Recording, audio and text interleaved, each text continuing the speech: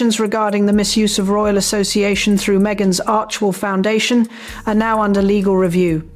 As a result, the Duke and Duchess of Sussex, Harry and Meghan, have agreed to divorce.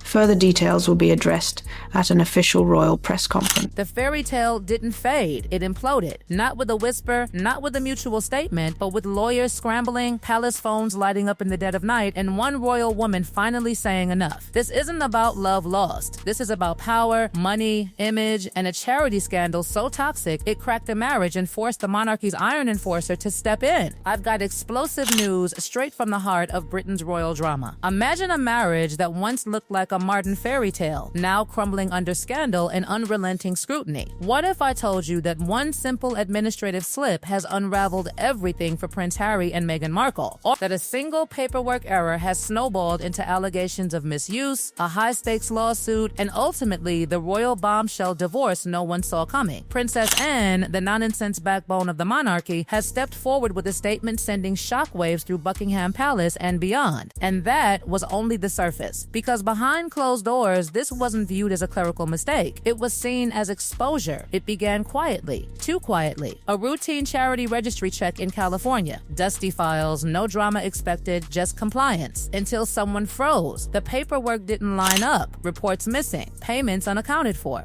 And suddenly, the foundation carrying the Sussex legacy was stamped with a word that sends shivers through legal departments. Delinquent. The Archewell Foundation, the glossy, carefully branded symbol of compassion and independence, was officially barred from raising or spending money. No donations, no grants, no goodwill. For an organization built on moral authority, that label was radioactive. Insiders say the moment the notice arrived, the atmosphere in Montecito turned electric. Panic masked as calm. Calls placed, advisors summoned, and one question echoing through the halls: how did this get out? Because this wasn't just an American problem. Back in the UK, palace watchers had been tracking Archewell for years, quietly, cautiously, patiently. The concern was never about charity. It was about blurred lines, royal titles drifting into commercial territory, philanthropy doubling as branding, compassion packaged with celebrity gloss. And then came the whispers. Donors allegedly believed royal endorsement was implied. Global initiatives that looked suspiciously like image management, events that elevated profiles as much as causes. One insider described it as doing good while looking very good doing it. The May 2024 delinquency notice didn't land alone. It triggered audits, reviews, escalations. And when the implications crossed the Atlantic, Buckingham Palace stopped observing and started calculating. That's when she stepped in. Princess Anne doesn't posture. She doesn't soften language. And she doesn't tolerate anything that threatens the crown's integrity. Palace sources say she had warned about this years earlier, that mixing royal identity with American enterprise was combustible. Now, the fuse had burned. Her statement was surgical, cold, final. Allegations regarding misuse of royal associations were under legal review. And the result? The Duke and Duchess of Sussex were divorced.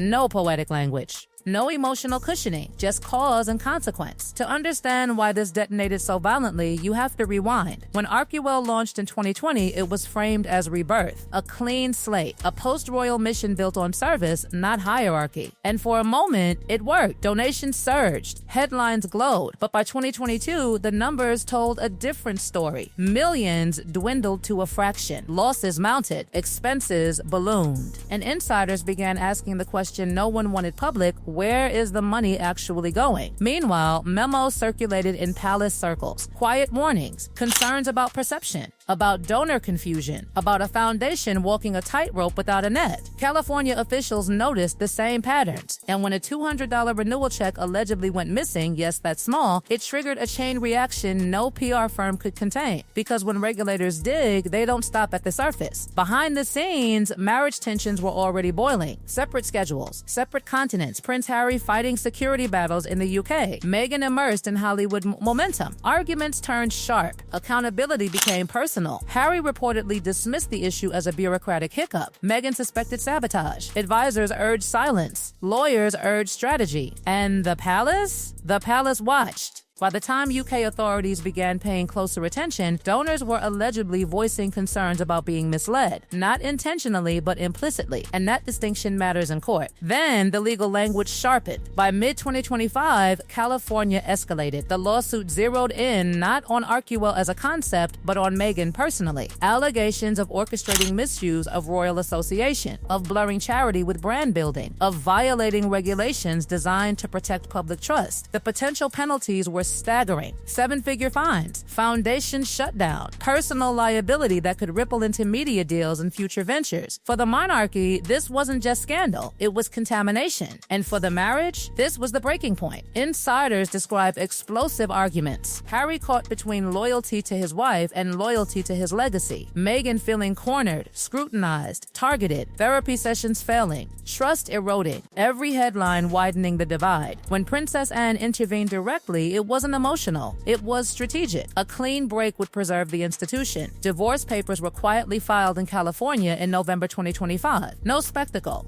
No leaks at first. Custody discussions followed. Asset divisions drawn with precision. Archewell would be restructured. Lives separated. What began as a love story defying tradition ended as a cautionary tale about power, perception, and consequences. And this is only the first half. I'll stop here. Because once the divorce papers were signed, the real war didn't cool down, it ignited. The silence after that filing was deafening. No joint statements, no soft-focused family photos, just leaks. Calculated, strategic leaks, and every single one of them pointed back to the same radioactive core, the foundation that was supposed to symbolize freedom, compassion, and reinvention. Behind Montecito's iron gates, insiders say the atmosphere felt like a bunker. Phones confiscated during meetings, advisors speaking in hushed tones, every email vetted, every word weighed like it could end up as evidence. Because by now, this wasn't gossip, it was forensic. Auditors tore through records line by line, donations traced, expenses dissected, events re-examined. And what reportedly alarmed investigators most wasn't outright theft, it was entanglement. Charity funds flowing into initiatives that conveniently aligned with brand exposure, media leverage, and personal visibility. The lines weren't just blurred, they were smeared. One source described it chillingly. It looked less like a charity making choices and more like a brand using a charity as oxygen. Hollywood noticed.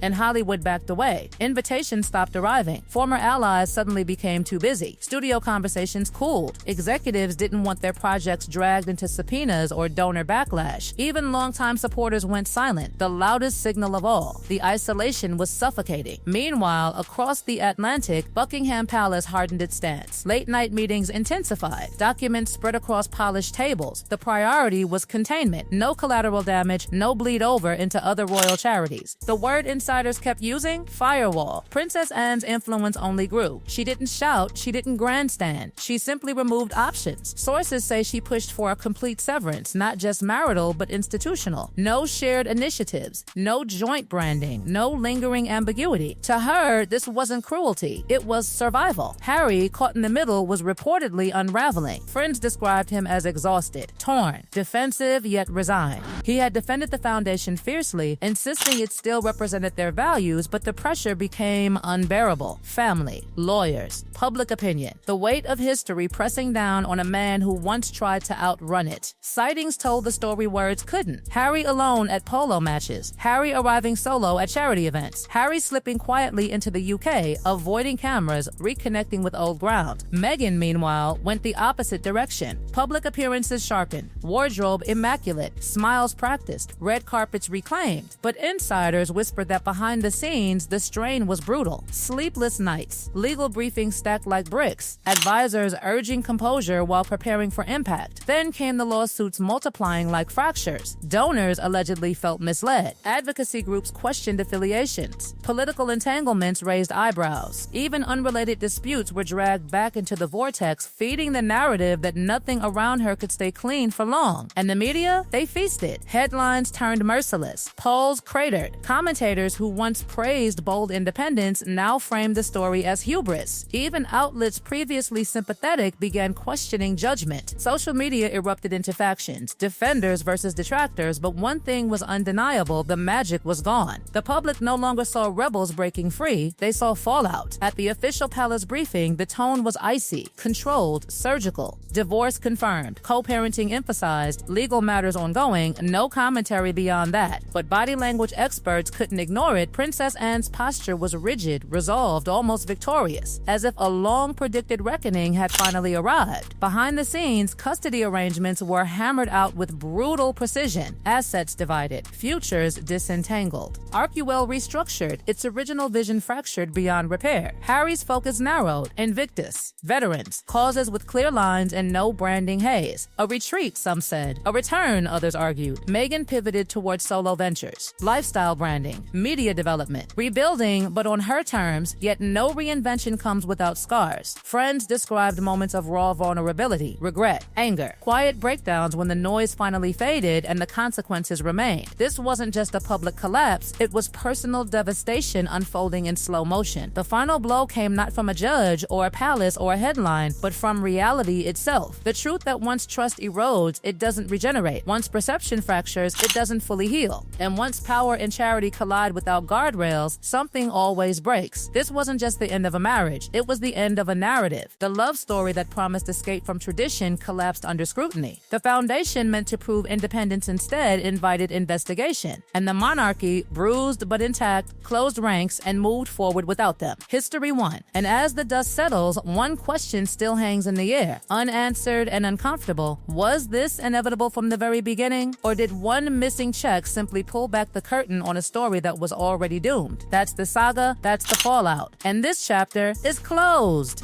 Is closed. Is closed.